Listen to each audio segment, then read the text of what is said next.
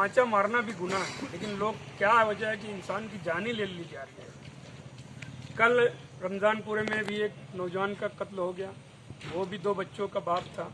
आज ये अनीस अहमद का कत्ल हुआ, वो एक बच्ची का बाप है। वो लड़का हमारे साथ करीब 20 साल से हमारे साथ में रहता था, खेलता उठता बैठता था, मेरे कारखाने के करीब का रहने वाला।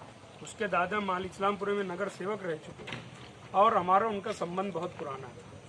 अनीस अहमद अभी कुछ 1 महीना पहले ही हुसैन जवान कंपाउंड में यूसुफ इलियास के खिलाफ कंप्लेन दिया था और उसके ऊपर प्रेशर डाल के उससे फरियाद भी वापस लेने की बात हुई। ऐसे हालात में अगर ये कत्ल होता है तो ये हमें अफसोस और सोचने की बात है कि ऐसे कत्ल के पीछे क्या राज है।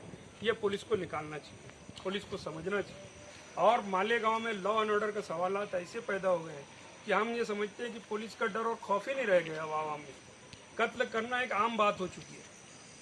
तो मेरी ये पुलिस डिपार्टमेंट से गुजारिश है, मांग है कि जो भी हो इसके पीछे आरोपी, जो इसने भी ये कत्ल किया है या करवाया है, वो आवाम के सामने आना चाहिए। इसलिए कि किसी की जान लेना सबसे बड़ा जुर्म है। अल्लाह ताला किसी की जान लेने वाले को माफ़ नहीं करता।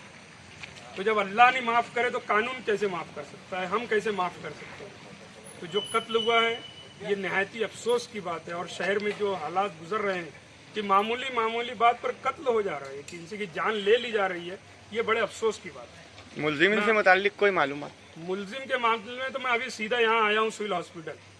मैं अब वहाँ स्पॉट पे जाऊँगा जगह पे, और जो लोग वहाँ होटल, चूँकि वहाँ होटल है, वहाँ जो लोग बैठते हैं उनसे भी मैं अकेले में तफ्तीश करूँगा। और जो भी मुलजिम होगा, मेरा एक मिजाज है, जो सच है वो बोलूँगा। मुलजिम कितना भी ताकतवर होगा, अगर मुझको वो होगा तो मैं उसका नाम बराबर बोलूँगा। अभी मैं देखना चाहता हूँ कि फरियाद उसकी हुई है कि नहीं हुई है, और फरियाद अगर नहीं हुई है तो उसके घर के लोगों को लेके फरियाद पहले कराना है, और पंचनामा होने के बाद पीएम का जो रूल है, जो प्रोसीजर है, वो करने के बाद हम उसकी तदफीन करेंगे। हम अभी ऐसे कोई काम इलीगल नहीं करेंगे, हम कोई ऐसी वो नहीं करेंगे कि हम लाश नहीं उठाएंगे या ऐसी कोई बात ही नहीं करेंगे। हम जो कुछ करेंगे नियम में करेंगे, कानून के दायरे में करेंगे।